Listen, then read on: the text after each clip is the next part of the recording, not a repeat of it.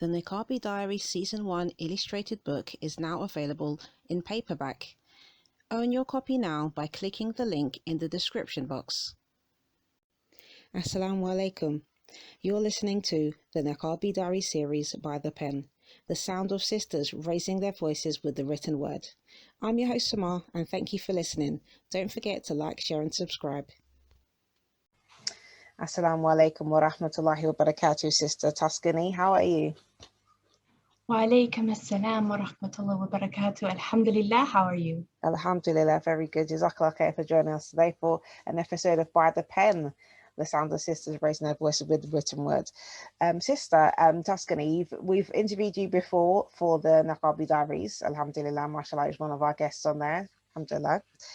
But today you're back to talk about a book that you wrote some time ago now, actually, because I didn't realize that you'd already authored a book. So can you tell us a little bit about this book, inshallah? Yeah, sure thing. So back in 2015, I basically wrote just a very small little primer for what I call the average working woman. And I made it very short on purpose because there's a lot of really great books out there about the Islamic rulings around menstruation, around one's period, and questions that people might have about it. But I honestly felt like, well, if I'm being frank, I feel like they're usually authored by men. And because of that, there's just kind of this separation of like the reality of this very personal time for women. You know, I wanted it to be not intimidating. You know, some of these books that you can buy are like 200 pages. And the reality is like we live with this very personal part of our lives, most of us every month. Yeah.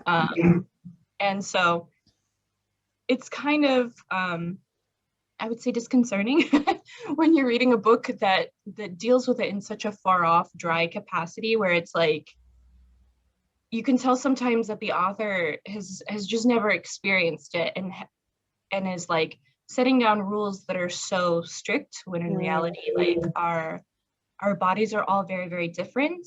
Yeah. And we need to have this healthy space to be able to ask questions, to be able to get to know ourselves. So I basically took all the rulings from this book, and it's according to the Hanafi school. So I took all the rulings from a particular book and made them easy and concise for somebody to read fairly quickly. So you can read the whole book like within an hour. And my goal was, inshallah, that somebody would be like, okay, cool. Now I feel like I know all the basics.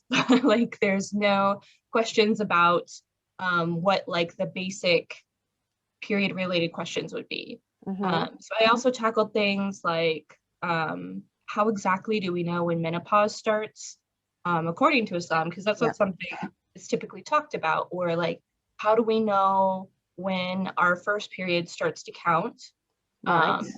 You know, things like istihada, which is like if you go outside the maximum amount of essentially the period time, but you're still bleeding, you know, because some women have basically some sort of issue where there might be bleeding like 3 or 4 weeks out of the month, you know, so some people are like, do I just never pray? And it's like, this isn't, you know, Allah always wants to hear from us in different capacities. So I talk about like, when is Salah incumbent upon us? When should we just, you know, it's considered our period, but is that really a time off? You know, I kind of talk about that. So yeah. MashaAllah. So I think it's obvious who the book is aimed for, isn't it? Yeah. Alhamdulillah. So what do you think was your biggest challenge while you was actually writing this book? So I found pretty quickly that it was just kind of a weird writing process in general. So I kind of holed myself up in my house for like 3 months and did nothing but just write and study. It was really tough, but I really thrived, weirdly enough, in this environment where it was like I had this one goal and then I met it and published it. And Yeah. So it was challenging being in the house for that long, just writing the book, or just the actual writing of the book in general to collect your, you know, research?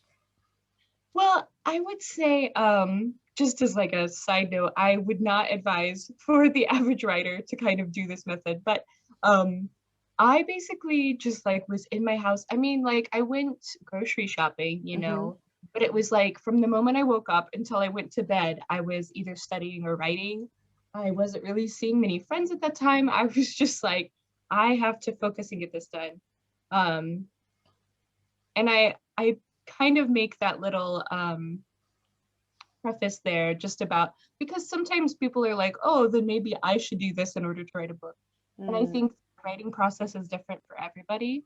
Um, as I'm sure everyone will know by the time this is um, published and out there, like I haven't written anything or published anything rather. I've written things. I haven't published any new books since then because it's mm, been very hard to duplicate that. okay.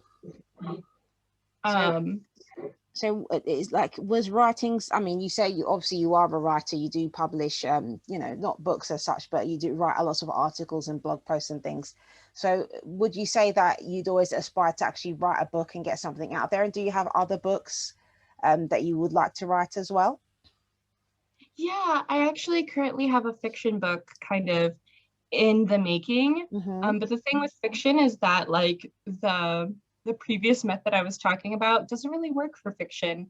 Not in the same capacity, in my opinion. I Yeah. mean, it's like it just takes longer, and for it to be like a healthy writing process, you know, you do have to take more breaks. It's a Mm-hmm. longer book.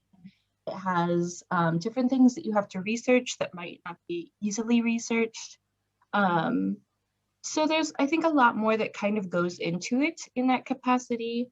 Um, and I think that's also why I started doing more articles, was because it Okay. was easy for me to kind of sit down in these short spurts and just like restudy, rewrite, these kinds of things.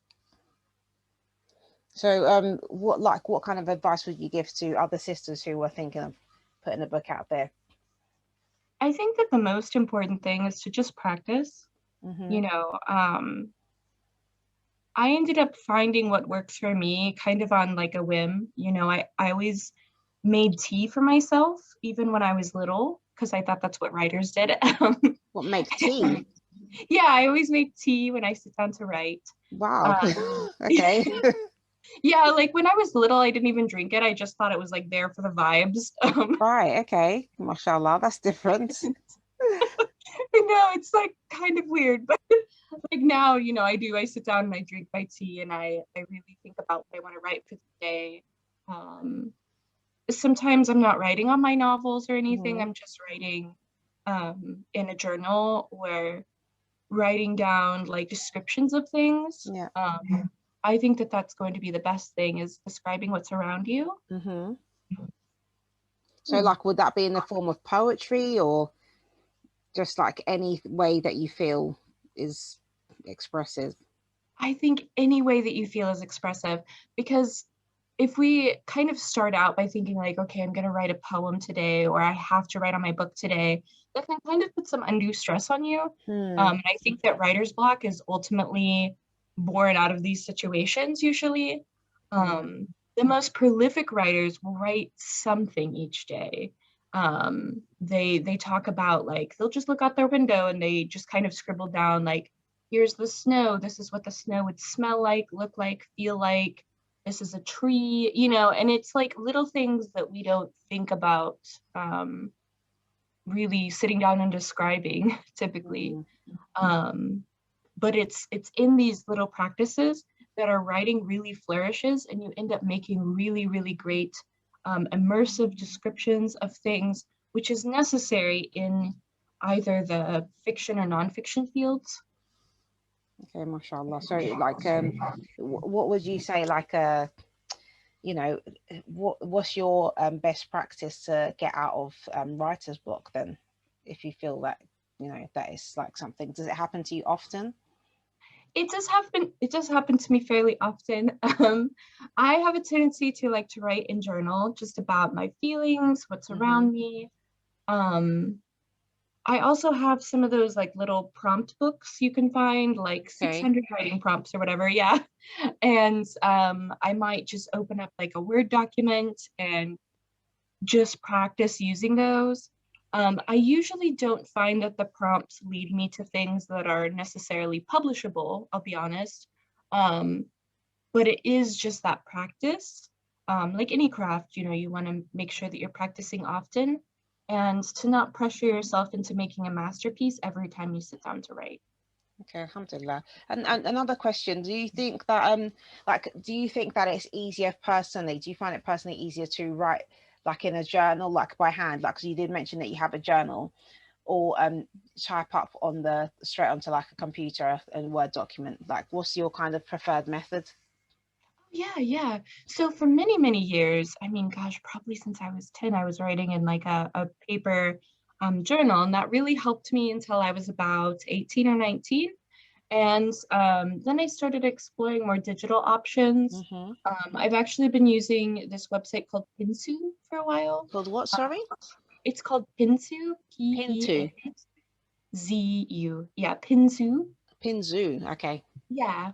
And I really like it because it's like you can encrypt like your journal and everything, so it still feels really private. Okay. And it has like some customizable options and things. But yeah, I just really enjoy using that in particular because it also has a phone app as well as a computer like website. So I just find it easier to take places rather than remembering to bring my journal places. Um, Alhamdulillah. yeah. But I know some people, they really like the journaling aspect because you can also like cut and paste things and kind of make it your own, which you can't do on a computer, of course. MashaAllah. So what would you, who would you say was your biggest supporter, like during the process of writing your book, and even writing now, just generally, like especially for your book? But Oh yeah, yeah. I think, um, goodness, that's such a good question. I think my number one support person would probably have to be my spouse. hmm He's just been really, really, really supportive. Anytime that I need an extra set of eyes, he's always like, yeah, sure, I can try to take a look at it. I mean, because sometimes I'm like writing for several hours and looking at the same sentence, and I'm like, mm, just need someone else to tell me that this is fine. yeah, And so yeah, he's really great about that, and he's very supportive. He always reads everything that I write. MashaAllah, Alhamdulillah. He's MashaAllah, great. great in that capacity. And I would say I've been blessed with a relatively good support system. Whenever I published my book, actually, the first couple of days it was out, it was the number one bestseller in the Islamic law category on Amazon. And I MashaAllah. told my dad, yeah, alhamdulillah. I told my dad, and my dad was like, because he's not Muslim, right? He was hmm just like, you wrote a book about Islamic law and periods, and somehow you're on a bestseller list. Like, I'm so confused. For him, it was so like left field, but he was like, okay, cool, and it was really sweet to kind of see him like be supportive and like tell his friends even. He was like, yeah, this is what my daughter did. I just thought it was the sweetest, cutest thing. And like my mom also was like, oh, I want to buy a copy. It is just funny because Yeah, again, the we're mums, not the mums Muslim. are like that, isn't it? When you put something out, even if they don't understand what it is, they want a copy. Yes, and it was just really, really sweet, and I felt very, very blessed. Um, Alhamdulillah. Alhamdulillah, yeah. that is so sweet. MashaAllah, Allah Mubarak. So, sister, where is your book available right now? Currently, it's available in a couple of places. I originally published it through like Amazon Create Space kind of thing. Was you So of course, it's. self-published? I'm sorry. Was you self-published? Oh, yes, yes, yes. I self-published. I ended up going that route simply because it was very hard to get Islamic publishers to take me seriously. Mm-hmm. They often told me flat out that because I was a convert and because I didn't have a Muslim enough sounding name, that I wouldn't be able to Wow. sell books. Really? Yeah. And Wow. there was a couple of places that said, well, we already have one book about periods. We don't need two, which I was like, Mm, what? When has that ever been the case yeah, with anything else? subhanallah. Yeah, so a lot of them, you know, they were like, ultimately it's good, but like, you know, we already have the book, or it's got your name or whatever else. So that's why I ended up just going the self-publishing route. And then I was personally, for a while there, during that year, I personally took my books. You can actually find some in Detroit. You can find some in Indianapolis in different bookstores. You can also, and this is really my preference outside of Amazon, is to go to Daybreak Press. They are an independent Muslim-owned bookstore. It's a Muslim woman who owns it, mashallah. She's really, really great. And it's just all women. And they really, I think they really need our support. So it's called Okay, well, Daybreak definitely Press. we'll have to put the link to them in our description box, inshallah, so that they can, people can like check it out. Have they got an online store? Yes, they do. They do. Alhamdulillah. And I'll make sure to get that link to you, inshallah. Okay, great. Jazakallah khair, sister. Thank you so much for joining us today. It's been really great talking to you about your book, alhamdulillah. So, and we look forward to hearing more from you with regards to books and other issues, inshallah. Thank you. Jazakallah khair, sister. Assalamu alaikum wa rahmatullahi wa barakatuh.